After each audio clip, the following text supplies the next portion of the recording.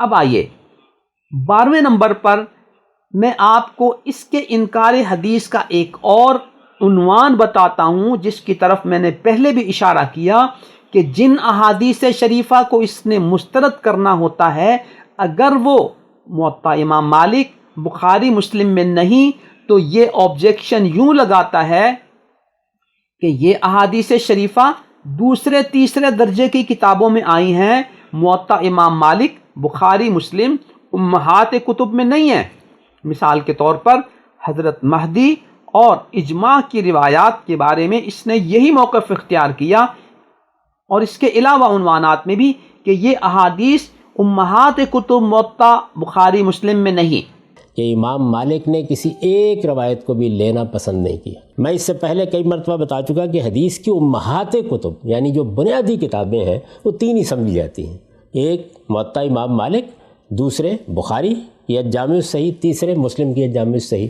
ان دونوں میں بھی آپ کو اس طرح جس طرح کہ آپ نے بیان کیا ہے کہ مہدی آئے گا اور اس کا نام یہ ہوگا اور یہ ہوگا اور وہ ہوگا، یعنی یہ اس سے بالکل خالی۔ یعنی کیا یہ ایسے ہی خالی ہو گئیں؟ اصل میں محدثین نے جب ان روایتوں کو چھاننا پھٹکنا شروع کیا ہے تو ان کے معیار پر یہ پوری نہیں اتری۔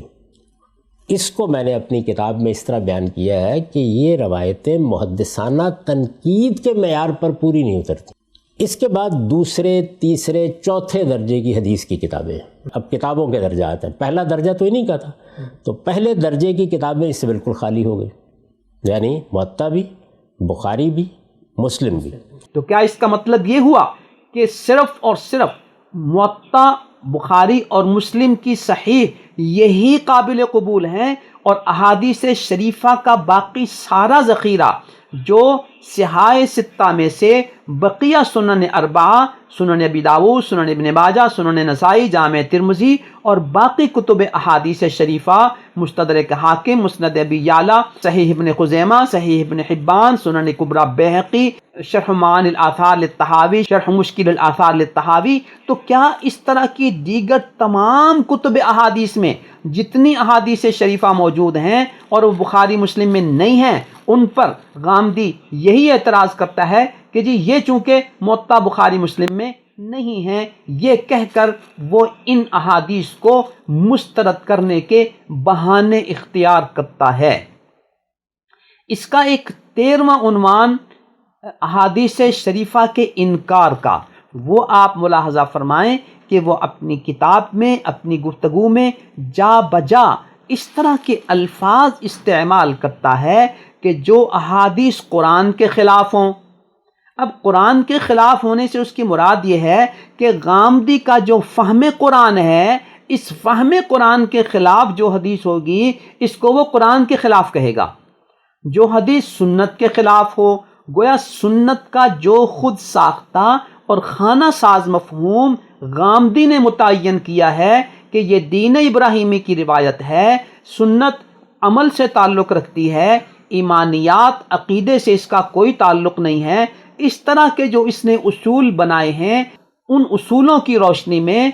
اگر کوئی حدیث اس کے ان خود ساختہ اصولوں کے خلاف ہے، یا پھر یہ تیسرا عنوان قائم کرتا ہے عقل عام کے مسلمات، تو گویا جو حدیث اس کے خود ساختہ فہم قرآن، اس کے خود ساختہ فہم سنت اور اس کی اپنی عقل جسے وہ عقل عام کے مسلمات قرار دیتا ہے، جو ان کے خلاف ہوگی وہ اسے یہ کہہ کے مسترد کر دیتا ہے کہ یہ قرآن کے خلاف ہے، یہ سنت کے خلاف ہے، یہ عقل عام کے مسلمات کے خلاف ہے۔ یوں گویا اس نے ایک اور بڑا سا دروازہ کھولا ہوا ہے کہ جس حدیث کو بھی اس نے مسترد کرنا ہوتا ہے وہ اس عنوان کے اوپر آ کر وہ اس کو مسترد کر دیتا ہے۔ یوں عزیز طلبہ و طالبات، یہ اس کے انکار حدیث کا احاطہ نہیں بلکہ اس کی کچھ مثالیں ہیں جو میں نے آپ کی خدمت میں پیش کر دیں تاکہ آپ پر روز روشن کی طرح یہ حقیقت دلیل و برہان کی روشنی میں، حوالہ جات کی روشنی میں کھل کر سامنے آ جائے کہ یہ 15ویں صدی کا منکر حدیث ہے، یہ غلام احمد پرویز کا جانشین ہے، فکری اعتبار سے وہی موقف ہے، لیکن نیا جام لایا पुराना खिलाड़ी या इसने उसी परवेज के फिक्र को एक नए जाम में, नए अंदाज में, नए उन्वान से पेश करने की कोशिश की है। दुआ है अल्लाह रब्बुल इज़्ज़त उम्मत मुस्लिमा को इसके फितने इनकार हदीस और दीगर इल्हादी अफकार से महफूज रखे। अल्लाह ताला हमें भी हिदायत पर कायम रखे और हमें अपने नबी की सुन्नत, अपने नबी की हदीस के दिफा के लिए मैदान अमल में अपनी तमाम तर सरगर्मियाँ, अपनी तमाम तर काविशें खर्च करने की तौफीक अता फरमाए, ताकि हम दुनिया व आखिरत में अपने अल्लाह, अपने